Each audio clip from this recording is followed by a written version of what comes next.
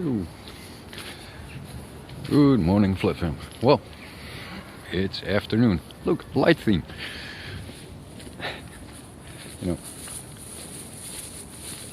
you gotta wonder someday how it is that you have these great monuments out there, all shining in the sun.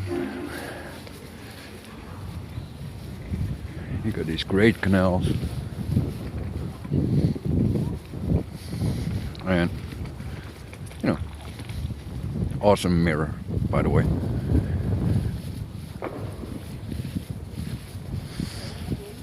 And the insanity of mankind. Things have to be beautiful and wonderful, happy. Do you get it? You gotta be happy, right? And combine that with beauty. If you're not beautiful, how can you be happy? I know it's whining, but you gotta think about it. What constitutes happiness and what constitutes beauty?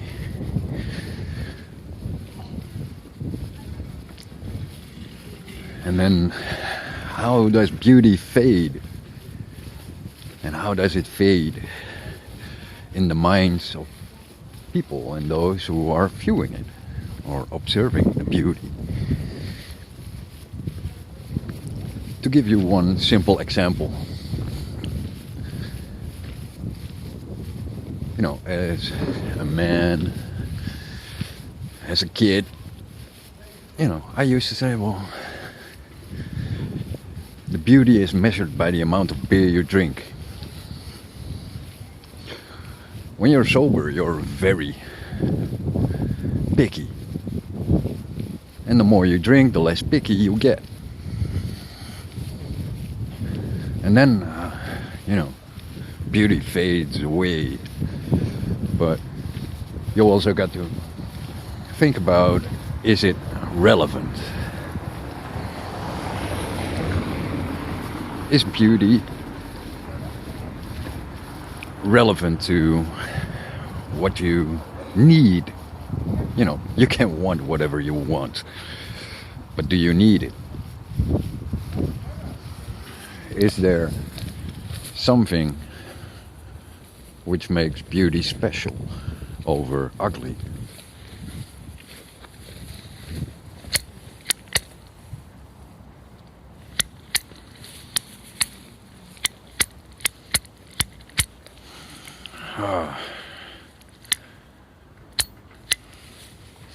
You got to think about, having a lighter with you, but that's just a side note. But the point is that if beauty fades with how much you drink, it means your perception changes when you drink alcohol. So why are they pushing alcohol so much? Why is it such a glorified drug in society?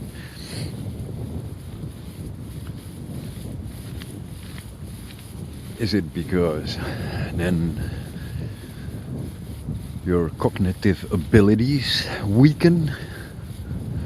Your taste weakens? You gotta think about that. Does your taste change when you drink? Personal preferences and all that. And why do they, want to have that stupidity of alcohol in society?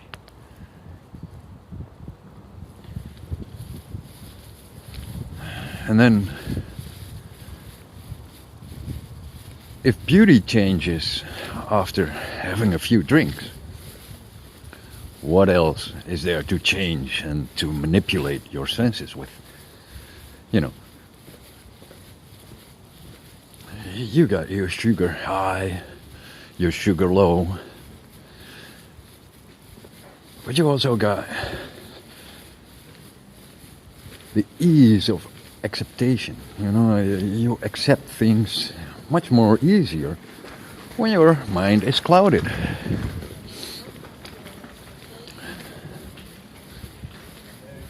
And people don't understand that, you know, all those drugs and all those drinks will linger in your body and your system for a while, you know. It's not like, oh, I stopped drinking and it's gone, poof. You know, it's not gone. It's still there. But you refuse to see it.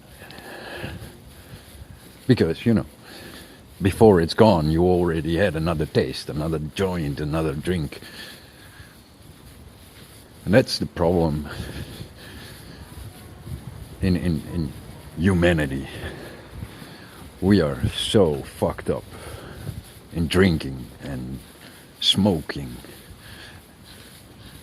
And unless you have become sober for a long time, but you got the ability to compare with previous times, then, you know, you might get some insight. But, you know, if you say, oh, I quit drinking a month ago, you don't know shit. It's still in your system and you don't know it. Because you have not adjusted in your thinking yet. That takes a while. Most people think they, you know, when they're sober, oh, you know, I'm sober, look. But you're not. Because your thinking pattern is still based on drinking or smoking. And that thinking pattern will be there for a long time. That's the beauty of having a drugged up society. Because they tell you you're sober after a few hours. Well, you're not. That's, you know, if you want to drink, that's fine with me. And if you want to smoke, have a smoke. You want to do other drugs, have other drugs. But remember, it's not your natural thinking. And your natural thinking will only come back after a long time. Because most people never had natural thinking in the first place. So you have to discover it first. And that process is a shitty process. Well, you know, it's like following paths through a city that you don't know. Well, I know this city, so I do know. And I take a detour for a while, you know, just to get you one glimpse of a building that, you know, says a lot about what we think is beauty and what we think is civilization and all that greatness.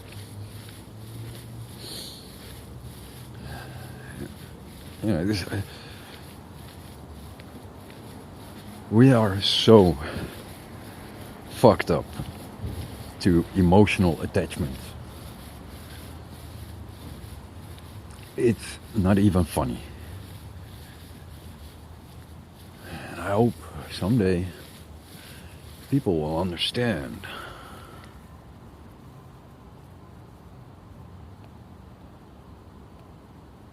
that all those emotional attachments will come to haunt you in the end. Well, much love, and see you soon.